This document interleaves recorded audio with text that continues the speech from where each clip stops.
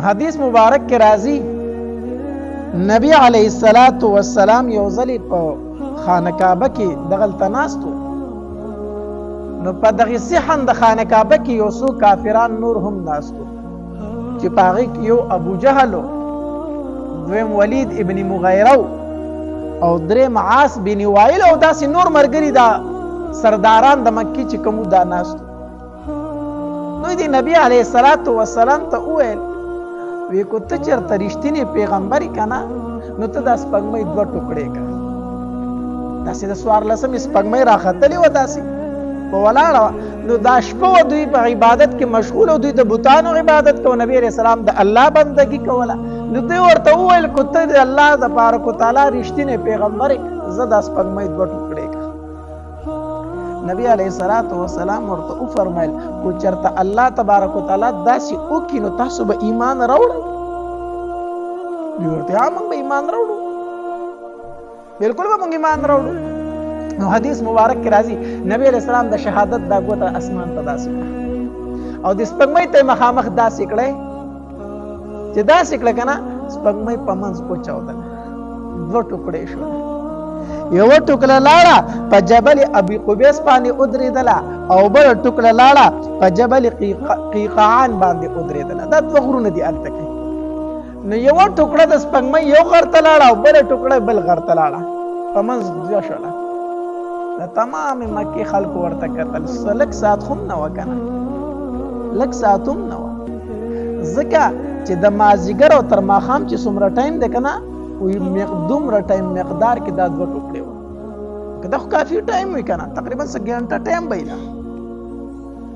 د مازدیګر او تر ماښام چې څومره ټایم وي نو د دومره ټایم په مقدار باندې دا دوه ټوکړې وه، داسې دوه ټوکړې وه. تمام مکې والا وکتل، مکې والا وی داسې کو که نه چې دا د نبی علیه الصلاۃ والسلام په موږ باندې جادو وکړو. زموږ د سترګې کار نه کوي، دا کار نه کوي، د زموږ په سترګو باندې نظربندي وکړله. خو داسې به وکړو که نه چې کم خلک سفر له تللی دی هغه واپس راشي، د هغې نه به تپوس وکړو. ځکه د نبي علیه السلام جادو خو په مکه والو چلېږي، خو په ټوله دنیا خو نه چلېږي وي که نه، د هغې نه به تپوس وکړو. نو چې کم خلک د سفر نه راغی او دوی ترې نه تپوس وکړو وی آیا تاسو هم دا سپږمۍ دوه ټوکړې لیدلې وه؟ هغې ورته ویل بالکل موږ دوه ټوکړې لیدلې وه، بالکل موږ لیدلې وه.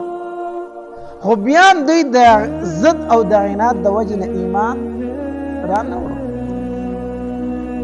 او د دې ذکر الله تبارک وتعالی په قرآن کې کړی دی. اقتربت الساعة وانشق القمر. سپږمۍ په منځ باندې وشلېدله، قیامت را نږدې شوی دی.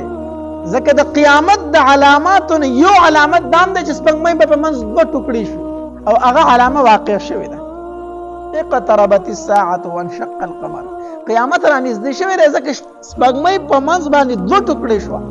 وإن يروا آية يعرضوا ويقولوا سحر مستمر. خو دوی هر قسمه معجزه ویني که نه دوی دا جادو دی، دا جادو دی.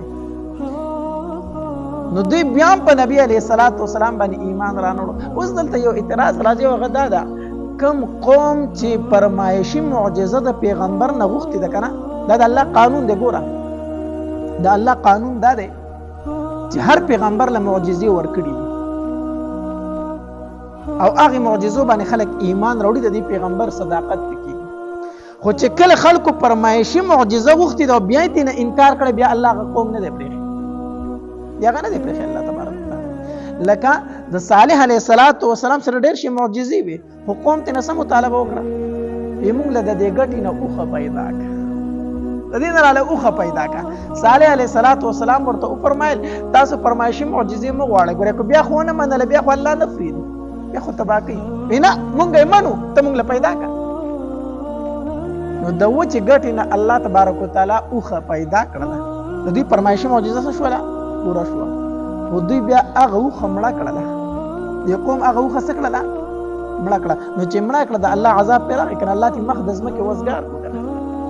نو د الله قانون دا دی چې کوم قوم فرمایشي معجزه غوښتي په خپله خولې غوښتي او الله ورته رالیږلي او بیا هم انکار کړی، بیا الله هغه قوم تباه کړی دی، بیا هغه پرېښی نه دی. نو دلته خو دوی تباه نه شو. دا یو سوال راځي که نه؟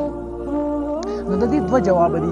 یو جواب دا چې الله تبا کړ په غزوه بدر کې کنه چا چې تنه انکار کړو الله تبارک وتعالى سکو په غزوه بدر کې مردار کړو کنه الله مخدس مکه ته وزګار نه. او دویم دا چې بعضی کسانو پکې ایمان راوړ نو کو ټول نه راوړل بیا به الله عمومي عذاب راوسته وو خو بعضی کسانو پکې سره وړو ایمان وروړو ځکه د عذاب نه بچ. نو دا د نبی علیه الصلاۃ والسلام لوی معجزه ده. دا سپوږمۍ په منځ باندې دوه ټوکړې شوي د نبی علیه السلام د شهادت په موجه سره. دا تقریبا 15 کاله مخکې دا واقعه راغلی و د مدینې منورې د هجرت نه مخکې. دغه رنګې نبی علیه الصلاۃ والسلام یو معجزه دا هم ده چې الله تبارک وتعالى په نور واپس کړی دی. الله تبارک وتعالى په نور واپس کړی دی. اگر چې دا واقعه چې ده نو دا په مدینه منوره کې راغلی د هجرت نه وروسته بیانول پکارو. ټیک شو. خو زه دلته کې د دې سپوږمۍ سره په مناسبت باندې بیانوم.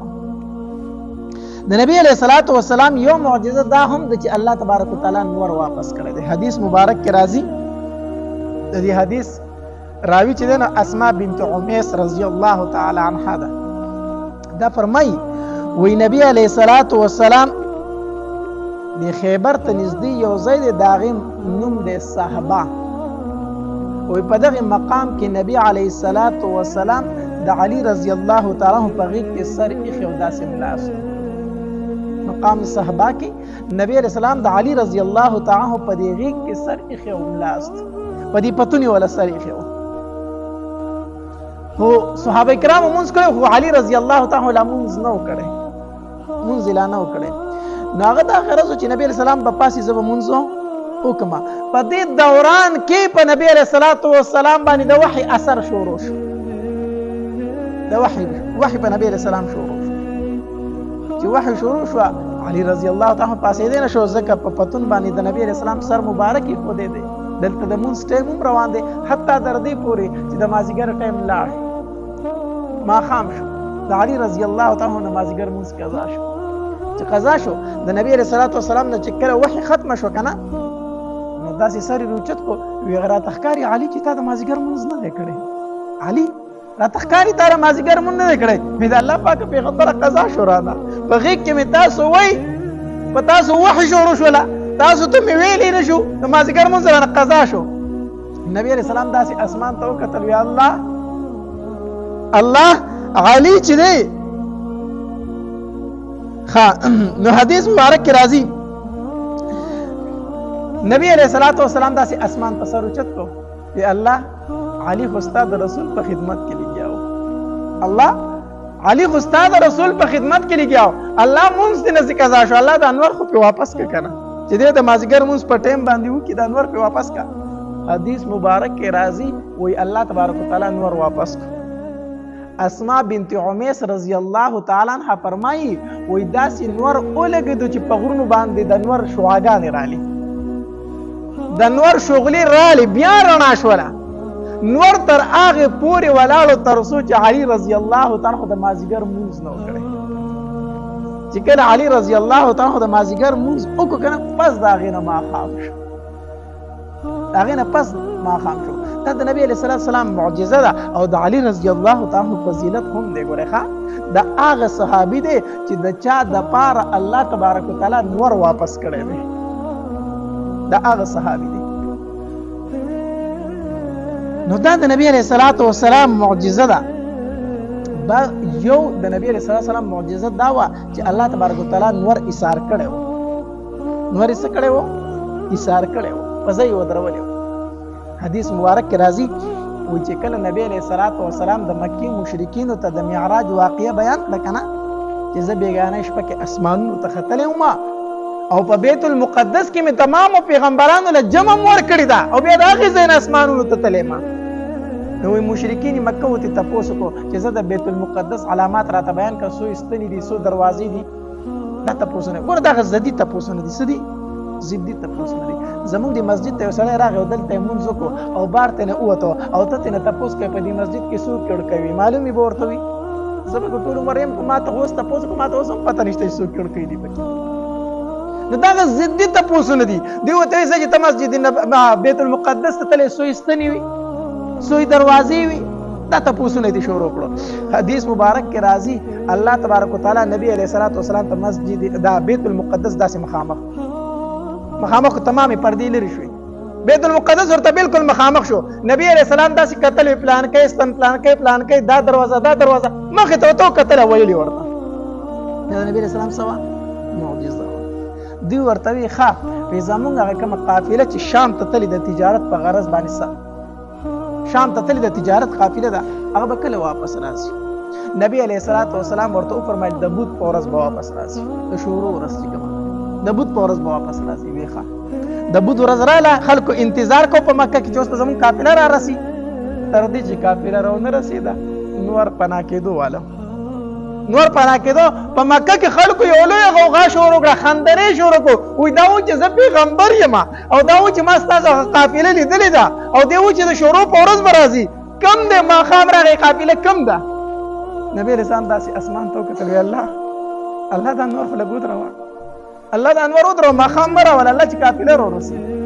حدیث مبارک کې راځي وایي دا انوار په خپل ځای ایثار شو، دی ولاړو تر هغې پورې چې څوک پورې قافله مکې ته رادننه شوې نه وه. چې قافله مکې ته رادننه شو که نه نور خپل حرکت شروع کړ. دا د نبي علیه الصلاۃ والسلام سوا معجزه. په هر حال یو خبره درته زه بار کوم او هغه دا چې په دې خپل ایمان باندې ډېر شکر ایستل پکار دي، د چا په قسمت کې چې الله تبارک وتعالی ایمان نه لیکلی که نه هغه دا دومره غټې معجزې لیدلي د هغې باوجود انکار کړی دی. دا عطایي سیز دی، دا وهبي سیز دی، الله چې وغواړي چاته نه وري. دا داسې نعمت دی چې د دې شکر نه ادا کېږي. خو چې کله د نبی علیه الصلاۃ والسلام تره وفات شو ابو طالب کنه او د نبی علیه الصلاۃ والسلام بیبي خدیجه الکبرا رضی الله تعالی عنها وفات شو او د مکې والو تکلیفونه په نبی علیه الصلاۃ والسلام باندې د حد نه زیات شو. نو نبی علیه الصلاۃ والسلام خپل غلام د ځان سره کو زید ابن حارثه رضی الله تعالی عنه وی راځه طائف ته ځو، په مکه کې زمون خبره څوک نه مني، کېدای شي په طائف کې زمون خبرې ته څوک غوږ کېږدي، کېدای شي هلته زموږ څه ملګري پیدا شي. نبی علیه السلام په دې اسرې باندې طائف ته لاړو چې کېدای شي زموږ خبره هلته ومنلی شي. نو 10 نبوي و 10 نبوي او د شوال میاشت وه، یعنې د وړوکي اختر چې کومه میاشت ده د شوال میاشت وه او نبی علیه السلام طائف ته لاړو. په طائف کې 3 وروڼه وو او دا 3 واړه د طائف سردارانو، د یو نوم عبد و، د بل نوم مسعود و او د بل نوم حبیب و. دا 3 وروڼه او دا 3 واړه د طائف سردارانو. نبی علیه الصلاۃ والسلام چې لاړ د دې 3 واړو سره ملاقاتونه وکړو. نو دی یو ورته وویل چې نبی علیه السلام کله هغه ته دعوت ورکوي زه د الله پاک پیغمبر یم او په ما باندې ایمان راوړه، زه د الله نبی یم په ما باندې ایمان راوړه. هغه ورته دا جواب ورکو وی الله تبارک وتعالی جو پتا باندې د خانه کعبې دا پردش لول غواړي چې ته نبی جوړ کړی. الله د خانه کعبې دا پرده روغه خوښه نه ده چې ته نبی جوړولې. داسې جواب نبی علیه الصلاۃ والسلام ته ورکړو چې دا هغه نه مایوسه شو. دی بل رور راغی چې دی بل راغی که نه دی بل ورته جواب ورکړو وی الله تبارک وتعالی په دې دومره مخلوق کې جستانه بغیر بل څوک نه مونږ ته چې هغه پیغمبر جوړ کړی وی. الله ته نبی جوړ کړی، الله ته پیغمبر جوړ کړی، بل څوک ورته نه میلاوېدل. او چې کله نبی علیه السلام د 3 لاړ که نه د هغې 3 ورته جواب ورکړو وی زه ستا سره خبرې نه کول غواړم، زه ستا سره خبرې نه کوم، د سره خبرې کوم نه. وی ځکه کو چېرته ته د الله پیغمبر یې او بیا زه ستا انکار کومه نو بیا به په ما باندې د الله عذاب راشي، او کو ته د الله پیغمبر نه یو دعوه کوي نو بیا ته داسې انسان چې ستا سره د خبرو د سره ضرورت نشته دی، زه ستا سره خبرې کوم نه، خو ایمان یې رانه وړو خبرې ته غوږ کېنښود. نبی علیه الصلاۃ والسلام چې د دې 3 واړو نه ناامیده شو که نه واپس شو. نو په کار خو دا وه چې خبره خو نه منله، خو زه مسافر دی پرېږده وایي چې ځي. خو دا دومره ظالمانو چې د طائف کم الکانو داسې لوفر ټایپ الکانو هغې ته اواز وکړو وی دا کم الک چې راغلی دی دا مسافر چې راغلی دی دی وایي زه پیغمبر یم په کاڼو یې وولی په کاڼو وایي شړی د طائف نه. نو د طائف چې څومره الکانو لوپران او ماشومانو هغه په نبی علیه الصلاۃ والسلام پسې شو. وروستو د طائف لوپران الکان دي او مخې ته د 2 جهانو سردار روان دی. مخې ته د دواړو جهانو سردار روان دی او شاته پسې هلکان چغې وې او په کاڼو یې ولي، په کاڼو باندې ولي.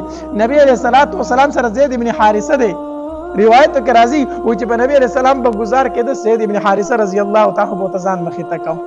وایي نبي علیه السلام به چې یو قدم په ځمکه کېښود نو دوی به د خپه په غرګي وویشته، نو چې هغه به اوچتوله بله به یې کېښوده نو دا بله به په غرګي وویشتله. په نبي علیه الصلاة والسلام باندې دومره د کاڼو ګزارونه وکړو، دومره د کاڼو ګزارونه وکړو چې د نبي علیه الصلاة والسلام د خپو نه وینې روانې شوې، وینې روانې شوې. دا کاڼی چې دی دا څه وینې کوي خو ځای نه که نه، دا څه غشې خونده چې ځای وینې کوي. کاڼي خو په کاڼي سره خو په اسانه وینې نه راوځي، خو دومره زیاتې په کاڼو باندې ویشتو، دومره زیاتې ویشتې د نبي علیه السلام د بدن نه سره روانې شوې، وینې روانې شوې. روایتو کې راځي وایي د نبي علیه الصلاة والسلام چې کم پیزار په خپو او کمې پاڼې په خپو هغه د وینو ډکې شوې، هغه د وینو ډکې شوې. دومره به ګزارونه یې په نبي علیه السلام وکړو. دې بدبختو به چې کله نبي علیه السلام کېناستو او لاسونه به یې په ځان باندې داسې کړو او د دوی د کاڼو نه به یې ځان پټ کړو، په دوی کې به یو بدبخت راغی، نبي علیه السلام به یې د اوږو نه ونیو نیغ به یې کړو چې نبي علیه السلام به په ځمکه کېناست او ځان به یې د دوی د کاڼو نه پټو سره به یې داسې ښکته کړو، یو بدبخته به راغی او بیا به یې اوچت کړو او چې وبه یې درو بیا به یې پرې د کاڼو ګزارونه شروع کړو. نبي علیه الصلاة والسلام وایي بېهوشه شو، ځمکې ته راتاو شو. چې کله ځمکې ته راتاو شو زید بن حارثه رضی الله تعالی عنه ورمنډه کړه او نبي علیه السلام یې په اوږه کړو. نبي علیه الصلاة والسلام سره زید بن حارثه رضی الله تعالی عنه منډې وی روان دی، شاته پسې هلکان روان دي په کاڼو یې ولي. چې په کاڼو یې ولي زید بن حارثه رضی الله تعالی عنه دومره وارخطا شو که نه چې دغلته کې د عتبه باغ و. عتبه او شیبه تاسو پیژنئ، دا د نبي علیه السلام د ټول نه غټ دشمنانو د عتبه باغ. نو زید بن حارثه رضی الله تعالی په ځان پوه نه شو، د عتبه باغ ته وردننه شو چې د دې هلکانو نه پټ شي. چې وردننه شو نو داسې یو ونه وه، د انګور ونه وه، هغې ته یې د نبي علیه السلام داسې سملو او زید بن حارثه رضی الله تعالی سره کېناستو. هلکان ترې نه واپس شو. چې واپس شو عتبه چې نظر شو که نه په نبي علیه الصلاة والسلام باندې، نبي علیه السلام په اوښ کې راغی، داسې سر یې اوچت کړو، چې سر یې اوچت کړو دغلته کې عتبه ناست و، مخامخ د هغه باغ و. چې کله په نبي علیه الصلاة والسلام باندې نظر پرېوت که نه پرېوتو، د عتبه د سترګو نه مو اوښکې روانې شوې. اوس دا هغه دشمن دی چې د نبي علیه السلام په مرګ پسې به ګرځېدو، د ده د لاس نبي علیه السلام مکه پرېښې وه، خو چې کله د نبي علیه السلام دا حالت ولید که نه د سترګو نه یې اوښکې روانې شوې.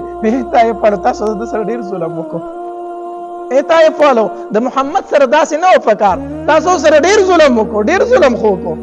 نو داسې د انګور یو غونچه راوشو کوله، د انګور یو غونچه راوشو کوله او بیا چې په خپله وړنو ځان ورته ملامت ښکارېدو، نو خپل غلام یو دا عداس نوم و، عداس، هغه خپل غلام ته عداس ته وي دله اوسه د انګورو دا ورله ورکړه او دا ورته ووایه چې ستا د زما په رشتهدارۍ باندې قسم چې ګوره دا واپس ماته نه کړي، د انګور نه خامخا وخوره، دا ماته واپس نه کړي.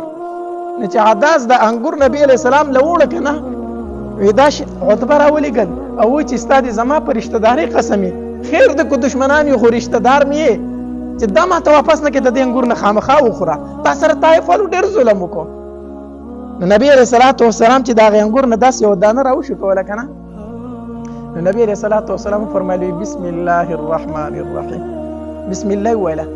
عداس ورته وایي وی دا کلمه خو دلته څوک نه وایي، په دې ښار کې خو دا الفاظ ما د چا نه دي اورېدلي، دا تا د کوم ځای نه وویلو. نو نبي علیه الصلاة والسلام ورته وفرمایل وی ولې ته د کوم ځای یې، ته د کوم ځای یې؟ نو هغه ورته وایي زه د نینوا یم، د نینوا. وی کوم نینوا؟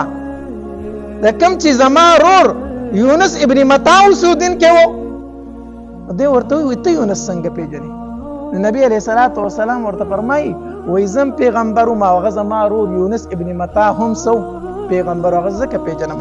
وی دې عداس رامنډې کړې او د نبي علیه السلام د لاسونو د خپې ښکلول شروع کړه، ځکه دی په خپله عیسایي و. د نبي علیه السلام د خپې او لاسونه یې ښکل کړو، وی اشهد ان لا اله الا الله واشهد ان محمدا عبده ورسوله، قسم په الله ته د الله پیغمبر یې، ته د الله پیغمبر یې، د غلام په ایمان راوړو، ایمان راوړو. نبي علیه الصلاة والسلام د هغې انګورو نه یو څو دانې داسې وشکولې او ویې خوړلې، داسې په اسمان کې یو ګړز وختو، چې یو ګړز شو. نبي علیه السلام بر اسمان ته وکتل، ځکه نبي علیه السلام په دغه ټایم کې څه الفاظ وویلو چې کله خپل حالت ته وکتل، کله چې د وینو سور دی او په اوښ کې راغی نو داسې اسمان ته وکتل او نبی علیه السلام د خولې نه یو څو الفاظ وتل وی اللهم الیک اشکو ضعف قوتي وقلة حیلتي وهواني على الناس. الله ته ما چاته سپارې، الله اخر زه دې چاته پرېښودمه، دشمن په لاس دې ورکړم. الله طائف وردا زما څه حالت وکړه، الله زما دې حالت ته وګوره چې د نبی علیه السلام د خولې نه دا الفاظ څنګه ووتل که نه. الله ما چاته سپارې، تکلني الى عدو، الله دشمن ته دې وسپارلم، د دشمن په لاس دې ورکړم. الله بس د الله جوش راغی، الله په غضب کې راغی، په اسمان کې یو ګړز وختو چې یو ګړز وختو نبی علیه السلام داسې بره وکتل که نه، جبرئیل علیه السلام دی. نبی علیه السلام ته وایي د الله پاکه پیغمبره الله راولېږلم، طائف والو مکې والو چې ستا سره څه وکړه الله ولیدل، زما سره د غرونو فرشته الله رالېږلې ده. الله تبارک وتعالی فرمایي وایي زما حبیب ته ووایه چې ما ته حکم وکړي چې دا زه پې دا غرونه راجیف کړم، د مکې او د طایف دا خلک د دې دوه غرونو په منځ کې ومږم چې دوی تا سره څه وکړو هغه ما ولیدل. نبی علیه السلام فرمایي وایي نه جبرئیل داسې مه کوه، جبرئیل داسې مه کوه، زه الله رحمت للعالمین رالېږلی ما، زه الله غضب نه یم رالېږلی. خیر دی که دوی ایمان نه راوړي جبرئیله، خیر دی که دوی ایمان را نه وړي، د دوی اولاد به راشي هغه به ایمان راوړي، د دوی اولاد به راشي هغه به څه راوړي؟ ایمان راوړي. دا د نبی علیه السلام نن موږ خپل نفرت ته وګورو، موږ خپلو دشمنو ته وګورو، په یو بل پسې مونځ نه کوو، په یو بل پسې نه ودرېږو، یو بل سره دشمنۍ دي، په ده پسې مونځ کېږي، په ده پسې نه کېږي، په تا پسې کېږي، په ده پسې نه کېږي، په یو بل فتوی دي. د نبی علیه السلام د سر دشمنان دي. د نبی علیه السلام محبت ته وګوره، الله خیر دی که ما په ګټو ولي، الله زه خو تا رحمت رالېږلی ما، الله زه خو تا غضب نه یم رالېږلی. خیر دی که دوی ایمان نه راوړي، الله د دوی اولاد به ایمان راوړي، د دوی اولاد به ایمان راوړي. ورنه یو بل ته مسافر دی، یو بل ته د الله پیغمبر دی، یو بل ته په مخ د ځمکې څوک شته دی نه، د هغه د خولې نه د الفاظ بې اختیاره ووتل، الله په چا مې سپارې، الله په چا مې سپارې. الله ورته وایي زه مږم په دې غرونو کې. الله نبی علیه السلام وایي نه زه رحمت یم، زه بدل اخیستونکی نه یم. دا د نبی علیه السلام د سفر واقعه د طائف. بیا چې کله نبی علیه السلام دغه عداس چې دی عداس ما چې ته نبی علیه السلام له دا انګور راوړو دی چې کله بیا دا عتبه نه دی دا نبی علیه السلام سخت دشمن ما په دغه ټایم کې په نبی علیه السلام باندې د عتبه هم ترس راغلی و. حالانکه په جنگ بدر کې د کافرو جنډه چې وه دا د عتبه سره وه، په جنگ بدر کې د کافرو جنډه د عتبه سره وه، دومره د نبی علیه السلام سخت دشمن و، خو په دغه ټایم کې په نبی علیه السلام ترس راغلی. نو چې کله دا عتبه او شیبه دا دواړه وروڼه دي غزوه بدر ته تله که نه د نبی علیه السلام خلاف، دا عداس چې دی که نه د دوی په خپو پورې نښتی دا خو د دوی غلام و که نه، وی الله ته وګورئ چې مه ځئ، هغه د الله پیغمبر دی، تاسو د هغه مقابله نه شئ کولی، خدای ته وګورئ، الله ته وګورئ، د خپلو بوتانو ته وګورئ، دا خلاف مه ځئ، مه ځئ، هغه سره جنګ مه کوئ. خو عتبه او شیبه لاړ او هلته بیا مردار شو په جنګ بدر کې دواړه، هلته مردار شو. نو دا یو ځل د نبی علیه السلام نه عایشه رضی الله تعالی عنها تپوس وکړو، وی د الله پاکه پیغمبره په تا باندې چېرته د غزوه احد نه سخته ورځ بله راغلې ده، ځکه په غزوه احد کې د نبی علیه السلام او یا یاران شهیدان شو او یا ملګري شهیدان شو او غاښونه مبارکې ووتل هغه هم شهیدان شو. نو عایشه بیبي ته تپوس کوي، وی د الله پاکه پیغمبره په تا باندې چېرته د احد د ورځې نه بله سخته ورځ راغلې ده؟ نبی علیه السلام ورته وفرمایي او عایشه ستا قوم چې زه ډېر تنګ کړم که نه، او ستا قوم زه چې کله د مکې نه ویستم که نه، او په کومه ورځ زه طایف والو له لاړم، طایف والو چې ما سره څه کړي دي که نه هغه شان سخته ورځ په ما نه ده راغلې، بیا هغه د ټولو نه سخته ورځ وه د طایف هغه. بیا چې کله نبی علیه السلام د طایف نه واپس شو، نو په واپسۍ کې مقام نخله یو ځای دی، هلته یو څو ورځې نبی علیه السلام قیام وکړو، هلته پاتې شو او د شپې مونځ کو نبی علیه السلام، او په مانځه کې د قرآن تلاوت کو او د سوره احقاف الله تبارک وتعالی بیا دغه یو څو پیریان دغه ترل تقریبا 9 کسان 9 تنه نبی اسلام د شپې مونځ کو په مقام نخله کې او 9 تنه داسې د پیریانو تیرېدل هغه قرآن واورید او بیا خپل قوم ته لاړ او هلته هغوی دعوت شروع کړو. د هغې ذکر په سورې احقاف کې په دې آیت کې دی وایي صرفنا الیک نفرا من الجن یستمعون القرآن فلما حضروه قالوا انصتوا. چې کله قرآن واورید که نه وی چپ شئ او قرآن ته یې غوږ کېښود. فلما قضي کله چې نبی علیه السلام د قرت نه فارغ شو که نه نو ولوا الی قومهم منذرین خپل قوم ته لاړ او دعوت یې شروع کړو. دغې پیریانو دغې اووه تنو د پیریانو ایمان راوړو چې کله طایف والو د نبی علیه السلام ایمان رد کو. بیا نبی علیه السلام واپسې کې مکې ته را روان دی. نو چې مکې ته راته که نه نو زید بن حارثه رضی الله تعالی عنه ته فرمایي وایي د الله پاکه پیغمبر مونږ به چېرته ځو اوس مونږ به چېرته ځو مکې والا خو تاله ریستلی دی مکې والا خو ته نه مکې نه شړلی مونږ به اوس چېرته ځو ته به مکې ته څنګه ځې. نبی علیه الصلاة والسلام ورته وفرمیل وی زیده الله به خیر کړي او الله به زمونږ د اسلام غالب کړي ته پروا مه کوه. نبی علیه السلام چې مکې ته راورسېدو یو تن و هغه ته یې ووایي ما ته پناه راکړه ما ته څه راکړه پناه راکړه. هغه ورته وایي زه تا ته پناه نشم درکولی. د بل تن نه یې پناه وغوښته ما ته پناه راکړه. هغه ورته وایي زه تا ته پناه نشم درکولی. بیا یو دریم تن لاړ چې د هغه نوم مطعم و نبی علیه الصلاة والسلام مطعم ابن عدي هغه له لاړو. دا د عدي زوی مطعم ابن عدي وی ما له پناه راکړه. نو مطعم ابن عدي د نبی علیه السلام دا خبره منظور کړه ته زما په پناه کې او خپلو زامنو ته خپلو وروڼو ته یې وي تورې راوالی او د خانه کعبې نه ګیر چاپېره ودرېږئ د حرم په دروازه کې ودرېدو او په خپل هم په اوښ باندې کېناستو توره یې راویستله او چې توره یې راویسته چغه یې کړه وی محمد ابن عبدالله ته ما پناه ورکړې ده. ای مکې والو ای قریش والو خبر شئ محمد ته ما پناه ورکړې ده خو چا ورته څه ووي نو زما تورې ته به یې سمې وي. نبی علیه الصلاة والسلام لاړو حجر اسود یې لومبې ښکل کو بیا د خانه کعبې نه یې وچه کرې ګیر چاپېره ولګولې طواف یې وکړو او بیا 2 رکعته لمونځ یې وکړو. د هغې نه پس بیا کور ته لاړ. چې کور ته لاړ د دې وجې نه بیا په غزوه بدر کې چې کوم قیدیان شو که نه کوم خلک قیدیان شو نو نبی علیه الصلاة والسلام په دغې زمانه کې وویلو وی که چېرته مطعم ابن عدي اوس موجود وی که نه او په ما پسې راغلی وي چېرې دا کوم قیدیان تا سره دي دا آزاد کا وی دا پلیتان او دا ناپاک په ما د مطعم ابن عدي د وجې نه آزاد کړي خو هغه نشته مړ دی. نو دا هغه سړی چې چا نبی علیه السلام ته څه ورکړې وه پناه ورکړې وه وی که نن په ما پسې هغه راغلی وی که نه د نبی علیه السلام سره به د احسان دومره غټ احساس و چا چې ورسره لږ غونته احسان وکړو که نه د هغې سره ډېر غټ نن سبا ډېر خلک احسان فراموش شي که نه ته سره ما احسان وکړه ډېر غټ احسان به ورسره کړي مړه بیا سبا وایي تا ما سره څه کړي ما سره څه ښېګړه کړې ده. د نبي علیه السلام سره به چې چا معمولي غونته کې ښېګړه وکړه معمولي غونته احسان به وکړو نبي علیه السلام به ټول عمر یاد ساتو. نو نبی علیه الصلاة والسلام وفرمایل په غزوه بدر کې چې کله کافر قیدیان شو که مطعم ابن عدي ژوندی او ما پسې راغلی وي او راته ویلی وی چې دا ناپاک آزاد که نه دا ټول به ما آزاد کړي وو خو هغه نشته دی نو